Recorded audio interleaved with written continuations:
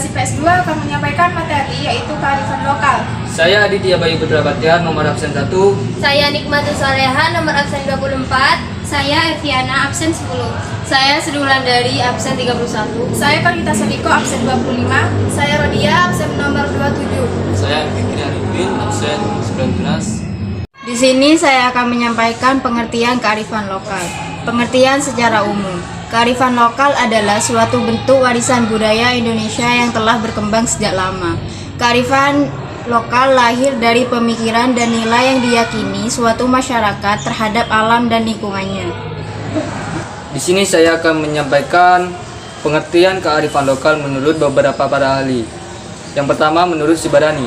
Menurut Sibarani, kearifan lokal adalah sebagai bentuk pengetahuan asli dalam masyarakat yang berasal dari luhur budaya masyarakat setempat. Sedangkan menurut Paulo Freire, kearifan lokal adalah sebagai pendidikan yang mengajarkan peserta didik untuk selalu konkret dengan apa yang mereka hadapi. Warigan mendefinisikan kearifan lokal sebagai nilai-nilai yang ada di dalam masyarakat dan sudah terbukti turut serta menentukan kemajuan masyarakatnya. Aprianto menyatakan pendapatnya bahwa kearifan lokal adalah berbagai nilai yang diciptakan, dikembangkan, dan dipertahankan oleh masyarakat yang menjadi pedoman hidup mereka. Persamaan dari keempat para ahli adalah kearifan lokal merupakan suatu nilai atau kebiasaan yang dilakukan oleh beberapa orang sebagai pedoman dalam pelaksanaan nilai budayanya maupun leluhur.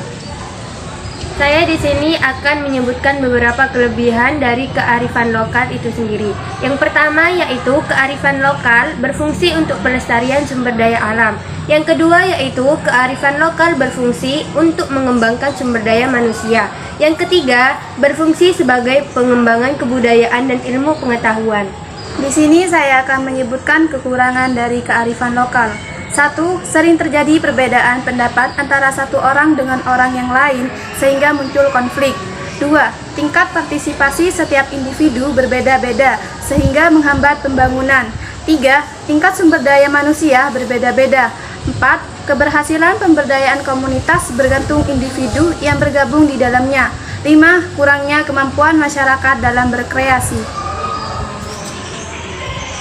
Nah, di sini saya akan mengambil beberapa contoh kearifan lokal yang tengah marak-maraknya di daerah Lumajang, tepatnya di kawasan Gunung Semeru.